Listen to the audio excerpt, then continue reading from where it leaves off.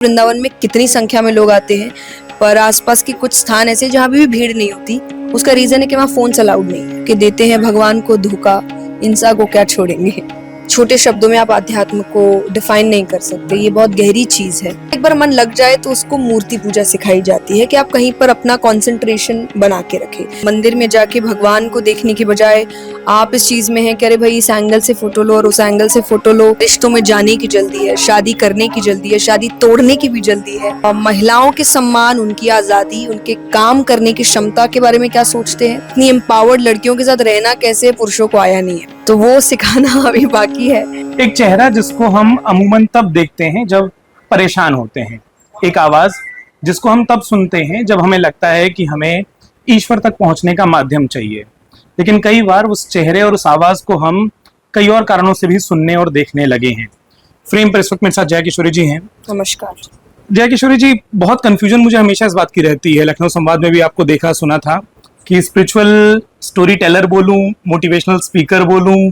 आपको कई लोग जो सोशल मीडिया पर फॉलो करते हैं, कोई दीदी कहता है, कोई बहुत अच्छी कथावाचक कहता है, तो वो इंट्रोडक्शन जो होता है वो हमेशा कंफ्यूजिंग रहता है कि क्या और किस तरीके से है।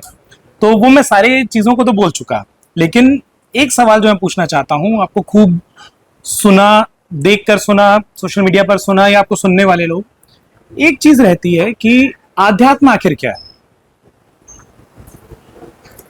अध्यात्म मुझे लगता है, एक तो पहली बात, बहुत छोटे शब्दों में आप अध्यात्म को डिफाइन नहीं कर सकते। ये बहुत गहरी चीज़ है, आपको पूर्ण रूप से इसमें डूबना पड़ेगा इसको समझने के लिए। बट मैंने कोशिश की है कि अगर हम सिंपल लैंग्वेज में भी अध्यात्म को समझा सके। मेरी नज़र में अध्यात्म हर क्षेत्र में एक हायर लेवल ऑफ कॉन्शियसनेस है। क्योंकि हम नॉर्मली कोई भी काम करें तो हम सोचते हैं भाई मेरा भला हो जाए, परिवार का भला हो जाए, मेरा काम निपट जाए।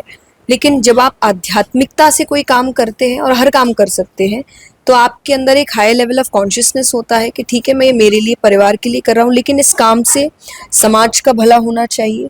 इस काम से लोगों के अंदर कोई अच्छी आदतें आनी चाहिए, उनके जीवन में बेहतर बदलाव आने चाहिए। और ये अगर किसी भी काम में आप ये आइडिया लेकर आ जाते हो, नो मैटर आप डॉक्टर है, टीचर है, इंजीनियर है, स्पिरिचुअल स्पीकर है, कुछ भी है, पर इस सोच से अगर आप काम कर रहे हैं तो आप स्पिरिचुअल है। क्या मंदिर जाए बिना, भगवान की पूजा किए बिना, अगरबत्ती जलाए बिना, धूपबत्ती हवन किए बिना कोई आध्यात्मिक हो सकता है? बिल्कुल हो सकता है। देखिए, ये शुरुआती चीज़ें हैं। फॉर एग्जाम्पल, जब आपको पढ़ाई के बारे में ठीक से पता नहीं होता तो आपको टीचर्स भी चाहिए, ट्यूटर्स भी चाहिए, किताबें भी चाहिए, नोटबुक भी चाहिए, रिविजन के लिए अलग नोट्स भी चाहिए होते हैं। पर जिसको सब आता होता है ना, उसको इतनी ज़रूरत नहीं होती है। तो ये शुरुआती चीज़ें हैं जो आपको कनेक्ट करते हैं डिवाइन से। मंदिर है, अब जैसे जिसने देखा नहीं है उसका मन कैसे लगे, तो वो उसका एक बार मन लग जाए तो उसको मूर्ति पूजा सिखाई जाती है कि आप कहीं पर अपना कंसंट्रेशन बना के रखें। सेकंड, जब मंदिर बनाए जाते हैं, स्पेशली पहले, अभी तो फिर भी आई वोंट से हर मंदिर में ये, पर पहले मंदिर की जगह देखी जाती थी, उसकी दिशाएं समझी जाती थी, वो आपके बॉडी के लिए कैसे हेल्पफुल है बताया जाता था, मंत्रोच्चारण होता था।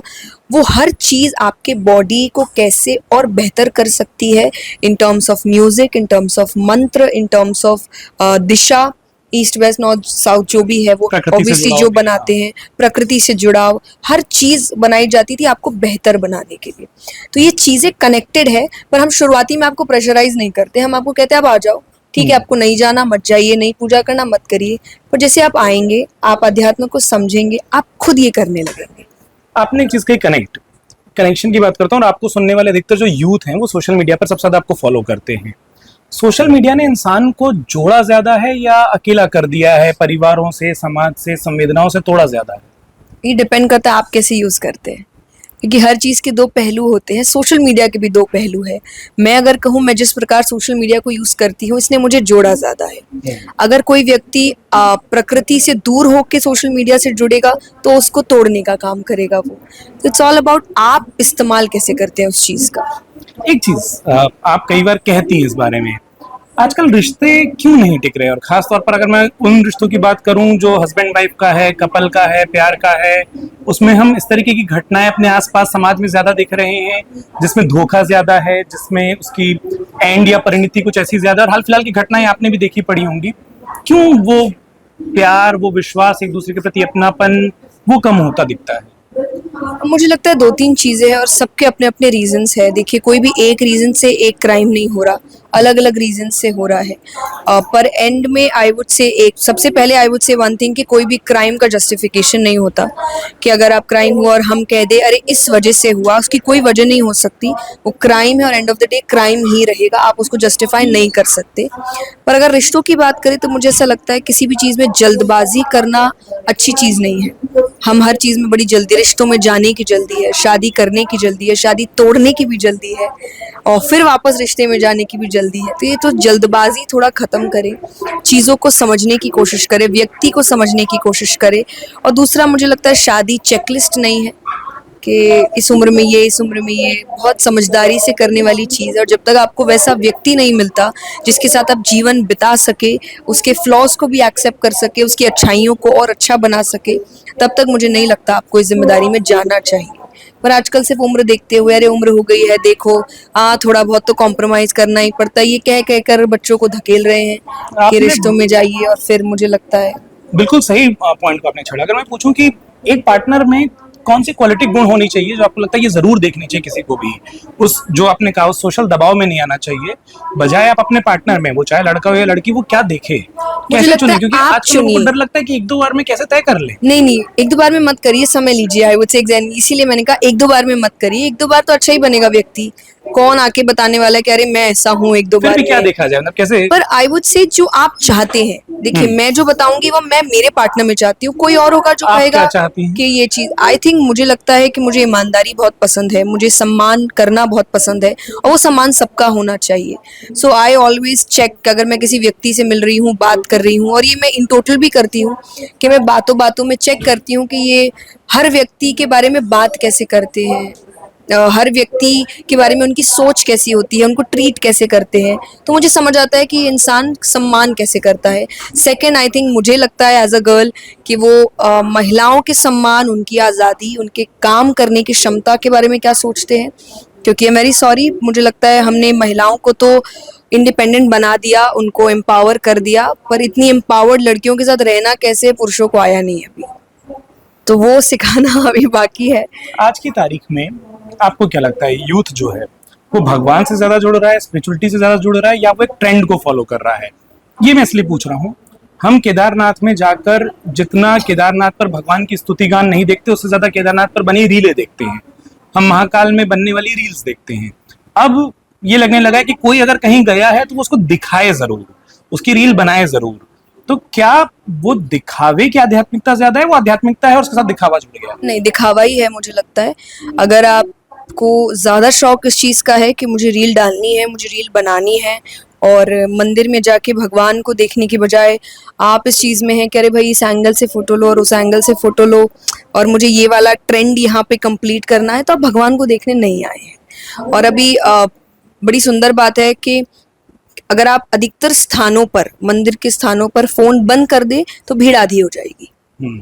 तो आपको ऐसे ही समझ आ जाएगा कि कौन भक्त है और कौन रील्स के लिए आ रहा है। और वृंदावन में एक दो स्थान है भी जहाँ अभी भी भीड़, जबकि आप जानते हैं वृंदावन में कितनी संख्या में लोग आते हैं, पर आसपास के कुछ स्थान ऐसे जहाँ अभी भी भीड़ नहीं होती।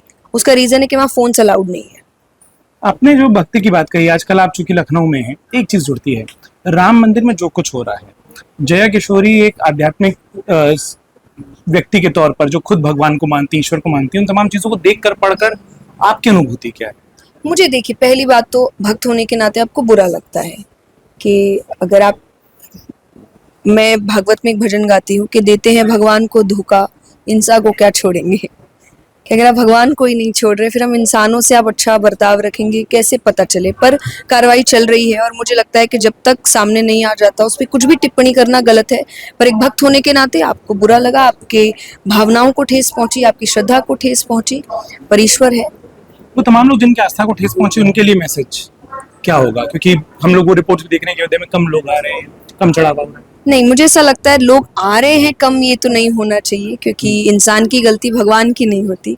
हम वहाँ भगवान से मिलने जाते हैं, हम भगवान के आभूषणों से मिलने नहीं जाते हैं, तो उसके लिए कार्रवाई हो रही है। जो गलती जिन्होंने की होगी वो पकड़े जाएंगे, सजा मिलेगी।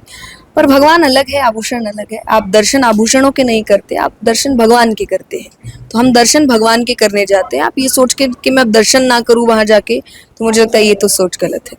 एक अंतिम चीज जो मैं पूछना चाहूंगा, क्योंकि आपको अभी हम सुनेंगे भी, जब हम आपको सुनते हैं हमको लगता है हम सुन रहे हैं, जब हम सोशल मीडिया के जरिए आपको देखते हैं हमको लगता है हम देख रहे हैं। इंद्रियां जब काम करती हैं तो देखने की, सुनने की और उसके बाद ग्रहण करने की होती है, जो पढ़कर आजकल होता है। चूंकि आपको हम सुनते हैं या देखते हैं, एक चीज जो समझ नहीं आती वो पढ़ाई कितनी होती है।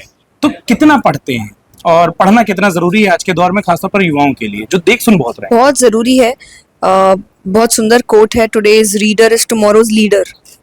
तो जो आज पढ़ रहा है वो कल जाके लीड करेगा। और पढ़ाई, मुझे लगता है, चाहे किताबें हैं, चाहे किसी व्यक्ति को पढ़ना है, पढ़ाई बहुत अच्छी चीज़ है। मुझे किताब पढ़ना बहुत अच्छा लगता है।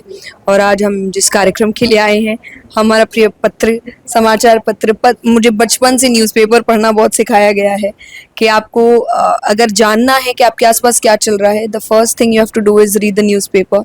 तो बचपन में हमारा स्कूल जाने से पहले काम था न्यूज़पेपर्स पढ़ना। अब स्कूल ख़त्म हो गई है तो अब किसी भी समय कर लेते हैं। पर हाँ, I think it's very important to read. चाहे स्पिरिचुअल रीडिंग है, चाहे फिक्शनल रीडिंग है, चाहे पॉलिटिकल रीडिंग है, बट आपको पता होना चाहिए आसपास क्या चल रहा है। तो पढ़िए, आई थिंक बहुत सुंदर हैबिट है ये। बहुत शुक्रिया, और सीमित समय था और उसके बाद हमें सुनना है और लगातार बात करनी है।